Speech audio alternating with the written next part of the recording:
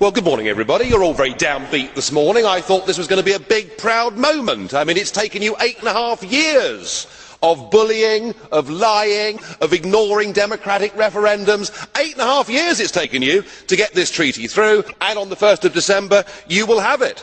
And, of course, the architect of all of this, Giscard, wanted from this constitutional treaty for the European Union to have a big global voice. But I'm afraid the leaders have suffered from a collective loss of nerve. They've decided that they want their faces to be up on the global stage, not somebody from the European Union, and so we've got appointed a couple of political pygmies. The Kissinger question of who to call in Europe hasn't really been answered, has it? I guess the answer can only be Mr Barroso, because he's the only one that anybody in the world has ever heard of, and is probably the big winner out of these posts. No wonder, sir, you look so happy this morning. And we have a new President of Europe, Herman Van Rompuy. Doesn't exactly trip off the tongue, does it? I can't see him stopping the traffic in Beijing or Washington. I doubt anybody in Brussels would even recognise who he is. And yet, he's going to be paid a salary bigger than Obama's, which tells you all you need to know about this European political class and how they look after themselves.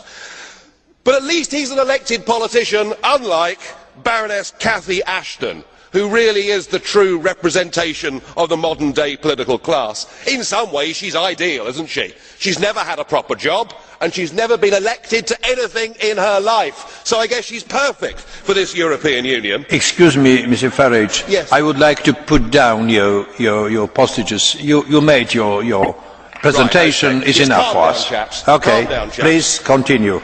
Calm no. But I mean, she's never been elected to anything, and no one knows who she is. Even the Prime Minister was talking about Baroness Ashdown as opposed to Ashton. I mean, no one has ever heard of her. She's even less well known than Herman Van Rompuy. I mean, that takes some doing, doesn't it? She's risen without trace. She's part of this post-democratic age. She married well. She married an adviser and a friend and supporter of Tony Blair and got put in the House of Lords.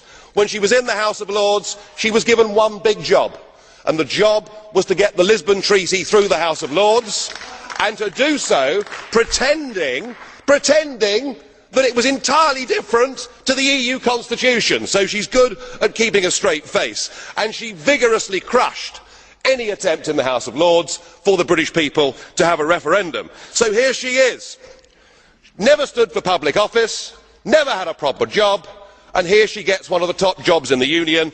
Her appointment is an embarrassment for Britain. But it's much worse. Well, at least I've been elected, sir. Unlike her, she's not been elected, and the people don't have the power to remove her. But just hear the next bit. There's something rather more serious than that. Cathy Ashton was an active member of the campaign for nuclear disarmament.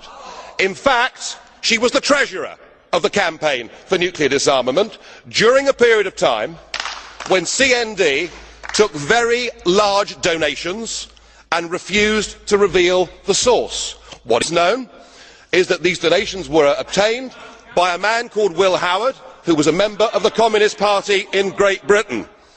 Will Baroness Ashton deny that while she was treasurer, that she took funds from organisations who were opposed to Western-style capitalism and democracy? That question must be asked. And are we really happy that somebody who will be in charge of our overseas security policy was an activist a few years ago in an outfit like CND?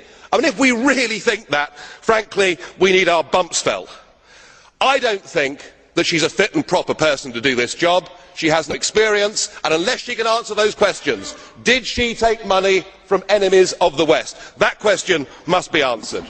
Well, we have our two pygmies, of the bland leading the bland, but I'm not celebrating, because they'll press on with political union, and whilst our leaders may have saved face for the moment for themselves on the international stage, they have all betrayed their national democracies. The European state is here.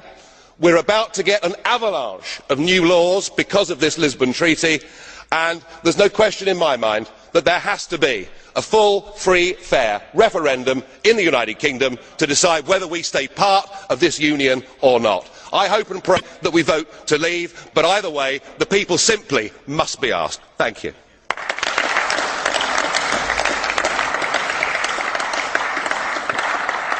I would like to ask about that. No, do things. Well, chciałem. I would like to turn to Mr. Farage. It would be most